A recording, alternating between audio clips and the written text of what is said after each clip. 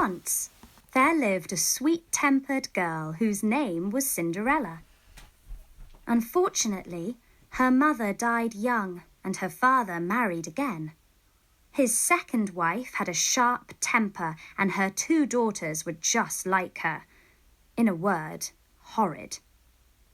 The horrid sisters loved to boss Cinderella. The first said, "Cinders, it's your job to clean the fireplace. That's why you're called Cinders. Get it?" And before she had finished sweeping the grate, the second sister said, "Cinders, don't dawdle. Light up the fire and make me a hot bath with sweet-smelling candles." And as she was heating the bath, the horrid mother said, "Cinders, why haven't you been to the market yet?" All day long, Cinderella swept and scrubbed and fetched and carried. In winter, the young ladies were invited to the royal ball. For a whole month they tried on taffeta ball gowns, frilly petticoats, and strappy shoes.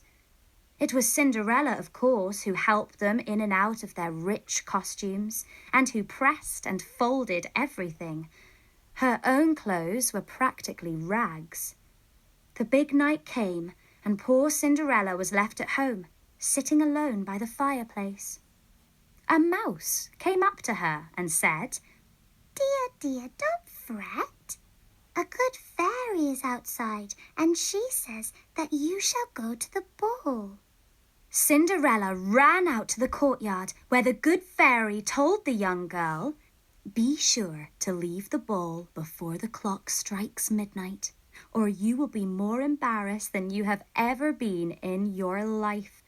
A golden coach took her to the palace, and on the way she changed into a beautiful gown.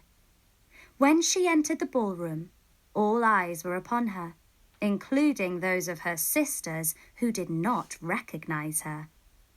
The prince asked the new arrival to dance, not once, but again and again. Before the evening was out, he had fallen in love with the mysterious young beauty. He was about to ask for her hand in marriage when the clock began to strike 12.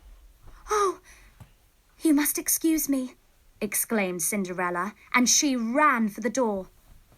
As she dashed down the steps, one of her dancing slippers fell from her foot, and she had to hop to the coach. In the morning, the prince found the lost slipper and ordered his servants to take it up and down the land until they discovered the foot that exactly fitted it. When the prince's servants came to the house where Cinderella lived, her horrid sisters were eager to try on the slipper. "It fits me perfectly," said the first, but she could not shove her heel inside. "You can call me your Royal Highness because my foot fits better," said the second. But it was clear that her foot was even less able to slip into the slipper. The royal servant looked up and saw Cinderella sitting by the fireplace that she had been cleaning. There was a bit of soot on her nose, and it made her face all the more charming. He said, "Would you care to try on the shoe, miss?"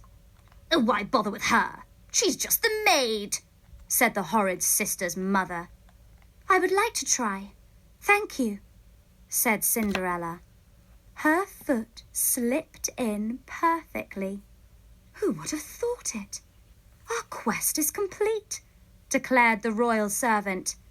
"What?" exclaimed the mother. "You've got to be kidding." "You idiot! You've got the wrong girl!" protested the horrid sisters. But the servant was already calling for the coachman to take Cinderella to the palace, dressed in her rags, exactly as she was, and wearing her normal shoe on one foot and her dancing slipper on the other.